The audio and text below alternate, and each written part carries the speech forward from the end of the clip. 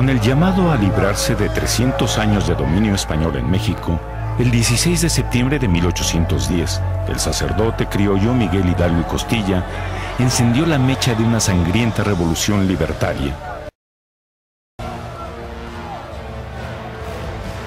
El primer caudillo de la insurgencia hizo en la historia una aparición trágica y preñada de tensiones por la ambigüedad entre la independencia y la fidelidad al rey Fernando VII. Con su grito fundacional de ¡Viva la Virgen de Guadalupe, mueran los gachupines!, se convirtió en el héroe tutelar del Panteón Nacional Mexicano, en el padre de la patria mexicana.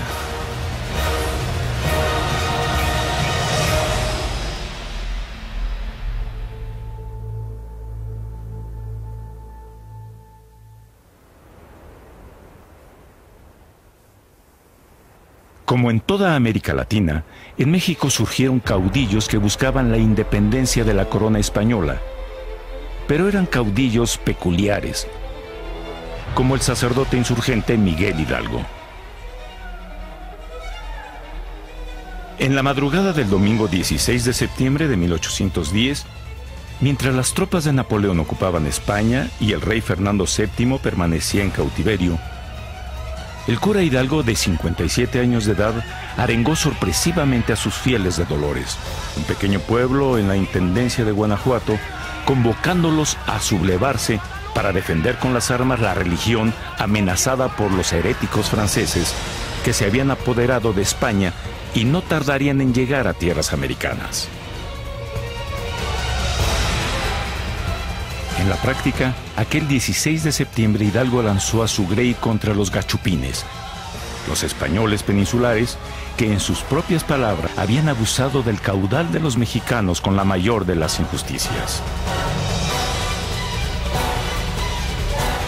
Presa del frenesí, Hidalgo tuvo la ocurrencia de extraer de un santuario cercano la imagen de la Virgen de Guadalupe y blandirla como pendón de lucha.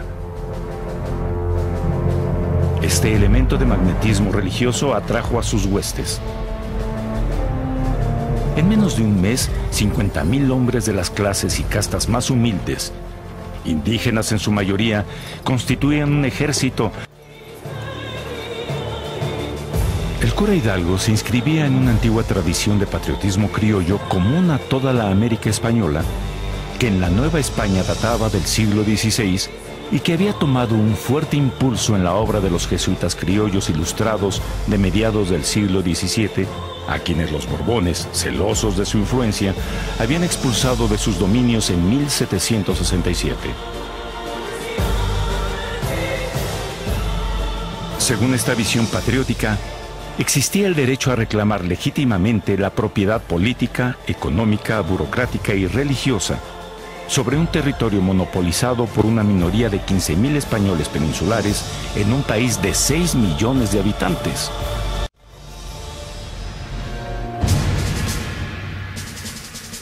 Para fundamentar sus teorías, los jesuitas Francisco Javier Alegre y Francisco Javier Clavijero, entre otros, recurrieron a la única vía que les quedaba, la del origen, la del nacimiento.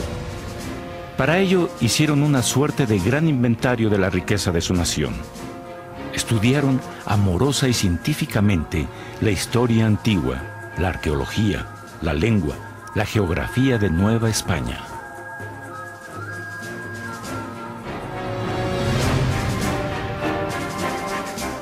Las palabras mismas de Hidalgo reflejan el optimismo compartido sobre los recursos y el futuro de América. Haremos uso libre de las riquísimas producciones de nuestro país y a la vuelta de pocos años disfrutarán sus habitantes de todas las delicias de este vasto continente. Hijo del administrador de la hacienda de Corralejo en la intendencia de Guanajuato y obispado de Michoacán, Miguel Hidalgo nació allí en 1753 y siguió la carrera eclesiástica en la ciudad de Valladolid, hoy Morelia, donde le tocó presenciar la expulsión de los jesuitas de la Nueva España en 1767.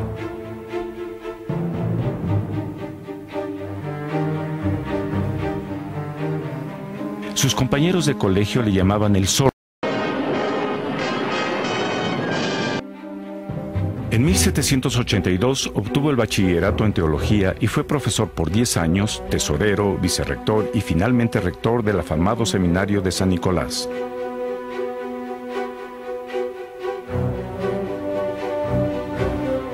Para el año de 1784, las publicaciones teológicas de Hidalgo le valieron el reconocimiento de grandes teólogos de su tiempo, como el doctor Joseph Pérez Calama, deán de la Catedral de Valladolid y después obispo de Quito. Con el mayor júbilo de mi corazón preveo que llegará a ser luz puesta en candelero o ciudad colocada sobre un monte. Veo que es un joven que cual gigante sobrepuja a muchos ancianos que se llaman doctores y grandes teólogos. A principios de siglo, el Santo Tribunal de la Inquisición comenzó a recibir diversas denuncias contra Hidalgo. El ciclo de denuncias se cerró al poco tiempo y aunque volvió a abrirse en 1807, en ningún caso prosperó. Más allá de la probable exageración o distorsión en algunos de los cargos, sobre todo en el ámbito de la teología, Hidalgo contaba con apoyos decisivos. Era singularmente apreciado por las autoridades civiles y eclesiásticas de su intendencia y diócesis, que por lo demás veían con buenos ojos los aires de libertad con que comenzaba el siglo. Le gustaba predicar adaptando sus saberes teológicos y tomaba muy a pecho la confesión de enfermos y moribundos. Este aspecto paternal del cura se manifestaba sobre todo en su trato con los indios. Sabía su idioma y les enseñaba artes y oficios. Si en su juventud había predominado la vertiente contemplativa, con el tiempo la parte activa se fue acentuando. Hidalgo criaba abejas y gusanos de seda, curtía pieles, fabricaba loza y cultivaba viñedos. Uno de los amigos y contertulios de Hidalgo fue el obispo español Manuel Abad y Queipo. Manuel Abad y Queipo estaba al tanto de los últimos acontecimientos y teorías políticas de Europa desde finales del siglo XVIII y había escrito una serie de célebres representaciones a la corona sobre los problemas económicos y sociales de Nueva España, advirtiendo sobre los peligros de un estallido social.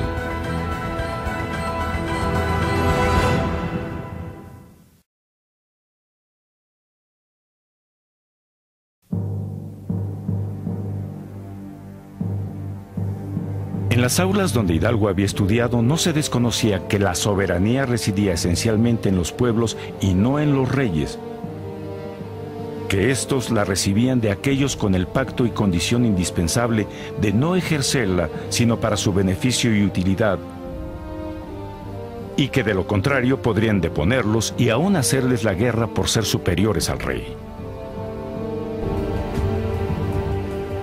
El propio virrey Iturrigaray había acordado esa traslación de autoridad legítima al ayuntamiento, pero un golpe de estado contra él, encabezado por los comerciantes españoles, frustró ese primer impulso de autonomía criolla.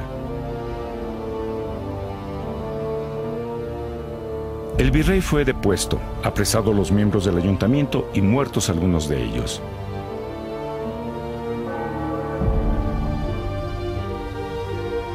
Dos años después de estos sucesos, Hidalgo leía el Diccionario de Ciencias y Artes, que contiene un artículo sobre artillería y fabricación de cañones.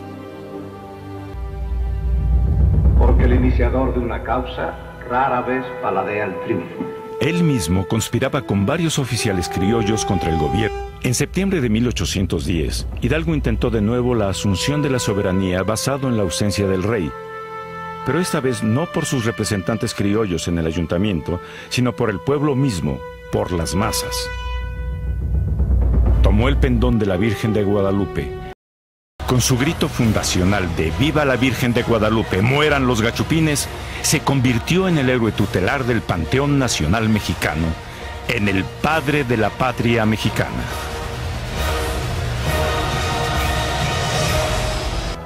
En pocos días, las adhesiones a su movimiento se contaban por decenas de miles. Una chusma de indios y gente del campo, con piedras, con palos, con malas lanzas, sin organización de ninguna clase. Eran familias enteras, como si se tratara de las antiguas emigraciones aztecas. En la ciudad de Guanajuato, los varones de la azorada población española se parapetaron en la Alhóndiga de Granaditas, un antiguo almacén de grano construido sobre una loma. La población de Guanajuato, unida a las cuadrillas indias de Hidalgo, los masacró a todos. De los saqueos que se hacían, se llevaban las puertas, mesas, sillas y hasta las vigas sobre sus hombros. Hidalgo era ya capitán general de América. Su móvil personal es el mismo que acariciaba a la mayoría de los criollos: la independencia con respecto a España. El 21 de septiembre de 1810, al intimar rendición al intendente de Guanajuato, José Antonio Riaño, Hidalgo escribió: Me encuentro actualmente rodeado de más de 4,000 hombres que me han proclamado su capitán general. Yo, a la cabeza de este número y siguiendo su voluntad, deseamos ser independientes de España y gobernarnos nosotros mismos. Deseamos ser independientes de España y gobernarnos nosotros mismos. Interpelado por un cura amigo suyo sobre la naturaleza de su lucha, Hidalgo contestó que más fácil le sería decir lo que hubiera querido que fuese la revolución, pero que él mismo no comprendía realmente lo que era. Lo que seguramente hubiera querido era la incorporación de los criollos a su ejército, pero estos no lo secundaron, porque desde el principio interpretaron los hechos como una guerra social y de castas que buscaba la eliminación de toda la población acomodada y blanca del país, tanto criolla como peninsular, aproximadamente 1 millón de un total de 6. Hidalgo confesaba no conocer otro método de encender la lucha que él había puesto en práctica que apelar desde el prestigio de su investidura sacerdotal a las pasiones elementales de sus indios feligreses. Con pocos conocimientos y estrategia militar, Hidalgo actuaba de modo expansivo con un solo propósito: quería destruir el viejo orden. Abrid los ojos, americanos. No os dejéis seducir de nuestros enemigos. Ellos no son católicos, sino por política. Su Dios es el dinero. Las palabras de Ignacio Allende, el capitán criollo que secundaba a Hidalgo. Los europeos se han afrancesado y se han corrompido. Por la prédica del cura Hidalgo, las masas creían lo mismo. Defendían la religión que peligraba en manos de los herejes franceses y de sus encarnaciones concretas, los gachupines. Aquella era una guerra contra el demonio, a favor de Dios y con la ayuda de la Virgen de Guadalupe, cuya imagen estaba estampada en los sombreros de los inermes soldados que peleaban al lado de Hidalgo. Entre la tropa podía escucharse la frase: el cura es un santo. La Virgen le habla varias veces al día. Con esta idea de crear un nuevo orden social, Hidalgo emitiría un significativo decreto en el que abolió la esclavitud, una de las declaraciones formales más antiguas, si no la más, en el continente americano.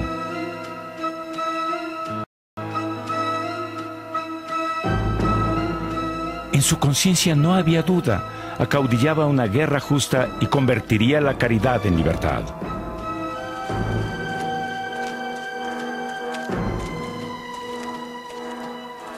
Estoy resuelto a no entrar en composición alguna, si no es que se ponga por base la libertad de la nación y el goce de aquellos derechos que el Dios de la naturaleza concedió a todos los hombres. El avance de aquella caravana guerrera encabezada por Hidalgo se detuvo a fines de octubre en el Monte de las Cruces, cercano a la Ciudad de México. De pronto, el fuego de la artillería realista sembró por primera vez pavor entre los indios. Desatendiendo, como había ocurrido ya en varias ocasiones, la opinión de Allende, Hidalgo rehusó asaltar la capital.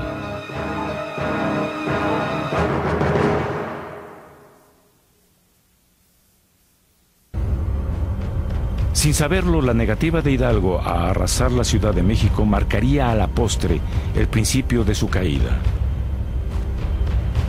Ordenó la retirada rumbo al occidente del país y por un tiempo centró su cuartel en Guadalajara, sede de la Audiencia de la Nueva Galicia.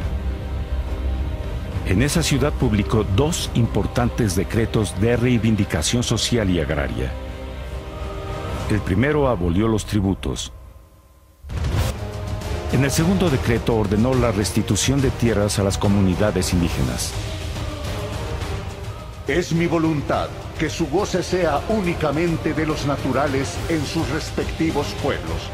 Propongo la celebración de un congreso que se componga de representantes de todas las ciudades, villas y lugares de este reino, que teniendo por objeto principal mantener nuestra santa religión, dicte leyes suaves, benéficas y acomodadas a las circunstancias de cada pueblo.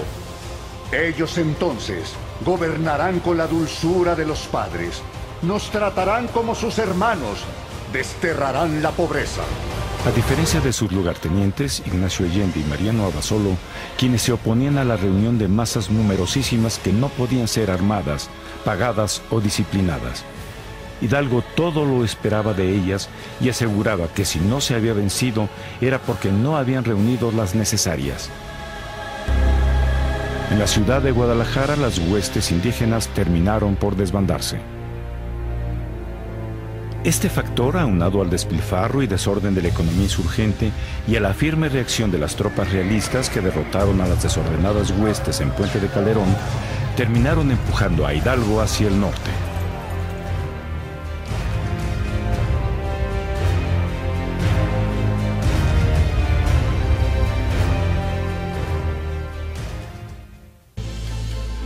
A pesar de la fuerza numérica y los recursos con los que contó, Hidalgo tuvo que escapar con unos cuantos seguidores hacia el norte del país a principios de 1811.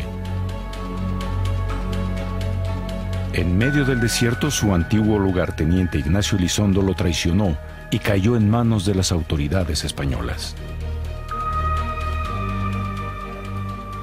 En la ciudad de Chihuahua, Hidalgo fue sometido a un doble proceso. Los documentos de la época hablan de su empresa como una vasta seducción, de cómo Hidalgo, poseído de frenesí, logró seducir a las huestes indígenas que lo seguían. El 30 de julio de 1811, Miguel Hidalgo murió ejecutado tras 4 descargas. El propio jefe del ejército realista, el general Félix María Calleja, había escrito al virrey en enero de 1811. Este vasto reino, sus naturales y aun los mismos europeos, están convencidos de las ventajas que les resultaría de un gobierno independiente. Y si la insurrección absurda de Hidalgo se hubiera apoyado sobre esta base, me parece, según observo, que hubiera sufrido muy poca oposición.